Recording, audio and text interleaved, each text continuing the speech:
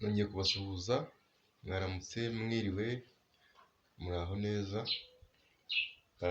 Muri iki gitondo tugiye kubasobanurira ku nzozi.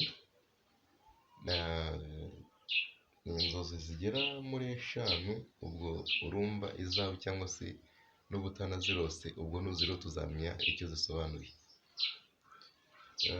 Inzozi za mbere ni ukurota witura hasi. Kurota witura hasi mu buzima busanzwe, iyo umuntu yituye hasi ni uko aba yabuze kontorore cyangwa se aba arimo kunyura mu nzira zimeze nabi. Rero aha ngaha izi nzozi icyo zisobanuye, kurota witura hasi, izi nzozi zisobanuye mu buzima busanzwe kubura kontorore muri situwasiyo urimo cyangwa se mu bihe urimo. Bisobanuye ko nta kontorore ufitemo cyangwa se nta kwigenzura cyangwa se kwigengesera kurimo.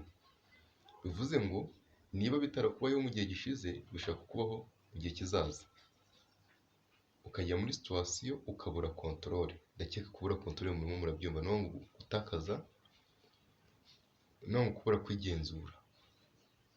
Sinzi ukuntu umuntu yabisobanura mu kinyarwanda, kubura kontorore. Ni ukubura kontorore cyangwa se ukumva udatekanye. Urumva niba ubuze kontorore already ni uko udatekanye. Ubwo bivuze ngo nurota wituye hasi cyangwa se ukabona mu nzozi uri kurota witura hasi, bivuze ko hari igihe kigiye kuza uzageramo ugata kontorore, ugata umurongo, kandi guta umurongo bigendana no kudatekana. Burya nta muntu uta umurongo atekanye, uta umurongo kubera ko udatekanye. Izo zari inzozi za mbere. Inzozi za kabiri, kurota watatswe. Kurota watatswe mu buzima busanzwe, kwataka urumva niba watatswe bivuze ngo watewe n'ibintu runaka, ni abantu, ariko akenshi kurota watatswe uba watatswe n'abantu, ntabwo ari ibintu. Noneho kurota watatswe bisobanuye iki?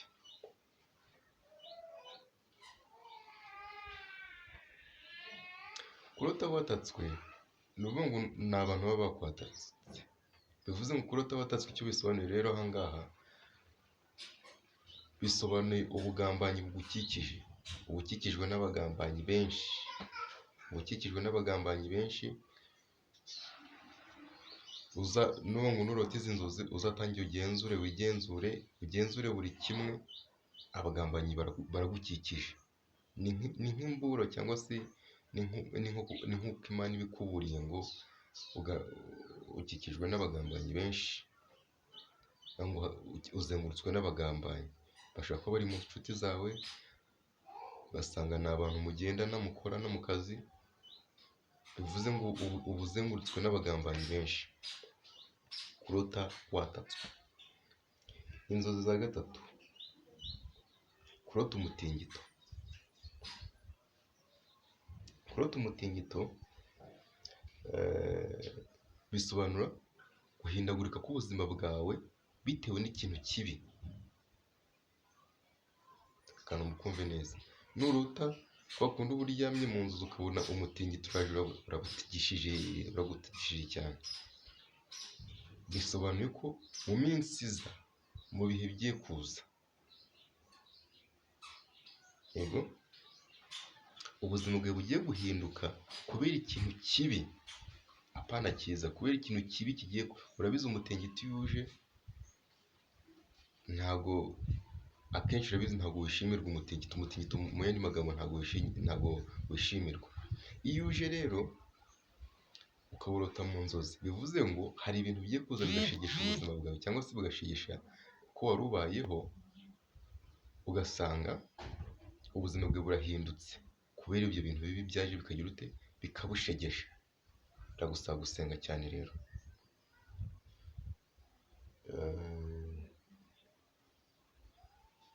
Inzozi za kane ni ukurota uri kuri moto uta umurongo. Ukaba utwaye moto ugata umurongo. mbese ukabura kontorore nyine, feri zigacika cyangwa se ugatakara, mbese mu yandi magambo ugata kontorore utwaye moto. Ibi ngibi icyo bisobanuye rero,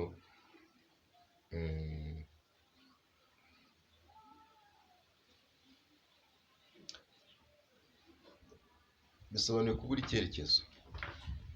Bivuze ngo mu buzima bugiye kuza cyangwa se mu hazaza, mu minsi igiye kuza, ubuzima bwawe bugiye kubura icyerekezo.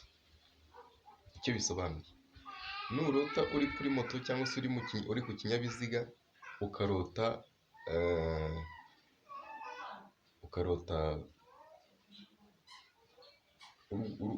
mbese ugata kontorore ikakurenza nk'umuhanda, ntugire icyo uba, bivuze ngo icyo bisobanuye ni iki?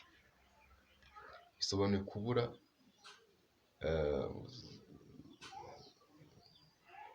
ubuzima bwawe buba bugiye kubura icyerekezo.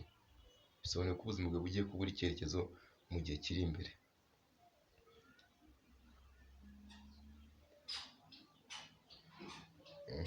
Inzozi za gatanu, kurota bakurasa. Kurota bakurasa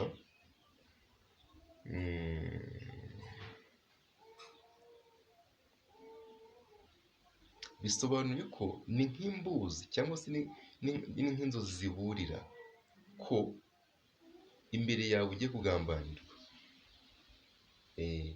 Ugiye kugambanirwa n'abantu wari wizeye, ugiye kugambanirwa n'abantu mukorana, ni urugero, ugiye kugambanirwa n'umugore we cyangwa se umugabo wawe. Umugore wawe ati yakugambanira gute? Ushaka ko agiye gukora nk'ibintu bitari byiza, bigaragaza ko nyine ari ubugambanyi yagukoreye. Ubwo rero ukimara kubona izo nzozi, ukurikije n'ibyo nagusobanuriye haruguru, nta kindi wakora, ntacyo. Icya mbere ni ukwitegura ibyo bintu urose bigiye kukubaho. Icyo ni icya mbere. Icya kabiri, waba uri umukirisitu cyangwa se utari n'umukirisitu, ugomba gusenga. Inzozi zihindurwa gusa n'isengesho, nta kindi kintu kizihindura. Kereka nka gutya wenda nka bimwe nasobanura hano ruguru byo kurota wenda ugambanirwa. Ubu icyo wakora ni ugutangira ugatekereza cyane, uvuga ati abantu dutangiye bashobora kungambanira, cyangwa se nkaba ngiye kugambanirwa n'umuntu tugendana, w'inshuti yanjye, umuntu dukorana. Ugatangira ugashyiramo ubushishozi. Ibindi ubona bidasaba kugira ngo ube wabitekerezaho, bisaba gusenga, nta kindi, ni ugusenga. Ciao ndabakunda.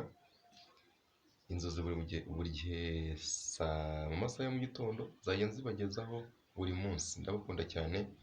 Amahoro y'Imana akomeze kubana namwe, muhahe muronke. Inzozi nakagaruka. Ari kumwe nanjye, Yohani w'urukundo. Bye bye, ndabakunda cyane.